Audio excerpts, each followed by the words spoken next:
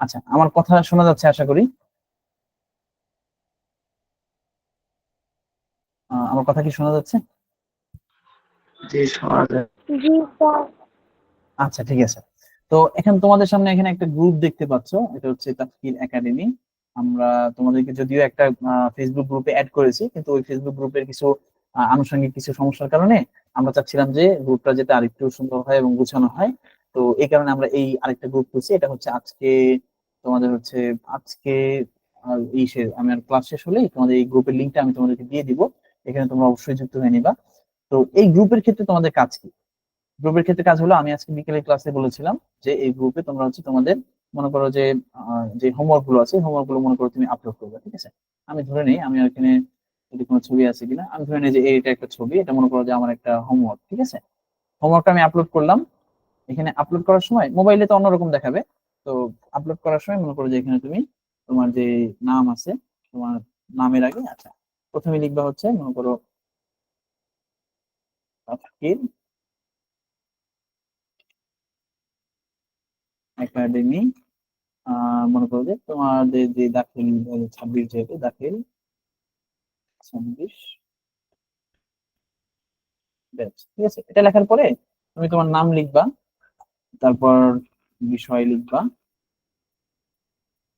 বিষয় লেখার পর মনে করো যে আহ তোমার যে থাকবে কি বলে নাম, বিষয় এবং হচ্ছে তোমার যে স্যার থাকবেন, স্যারের নাম লিখবা, তোমার যে স্যার, ঠিক আছে?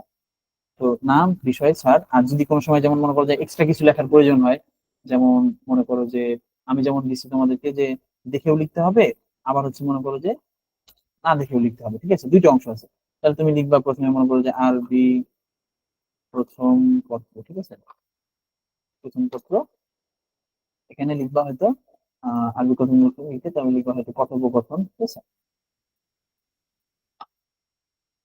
কথোপকথন,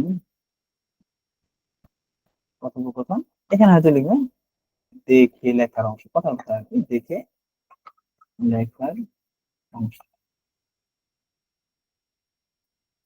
ঠিক আছে? এইভাবে ছোট্ট করে লিখছো। অথবা কথোপকথনটা তুমি অন্য জায়গায় লিখতে পারো, তোমার নাম এখানে লিখে তারপর তোমার স্যারের নাম লিখবা। এরকম করে দিলে সুবিধা হবে কি, যখন তুমি এটা পোস্ট করবা আমরা এটাকে অ্যাপ্রুভ করে দিব।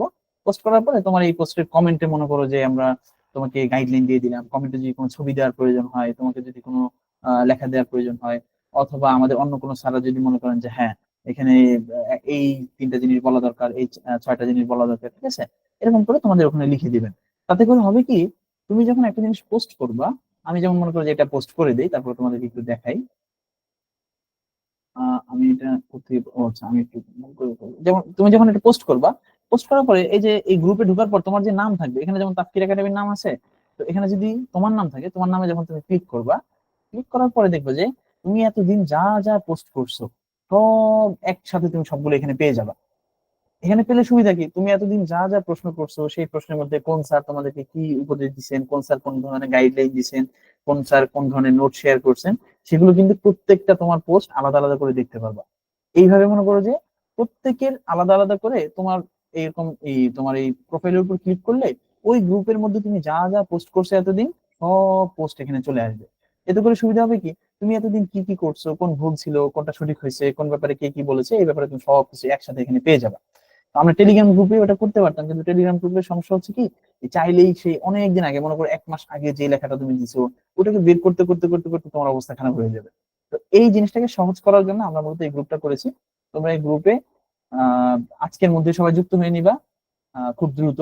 আর হচ্ছে এই গ্রুপটা পাবলিক থাকবে, তার মানে যে কেউ এটা দেখতে পারবে, সমস্যা নেই। তোমরা এখানে গ্রুপে যুক্ত হতে কোনো ধরনের কোনো সমস্যা হবে না, জয়েন হলেই হবে।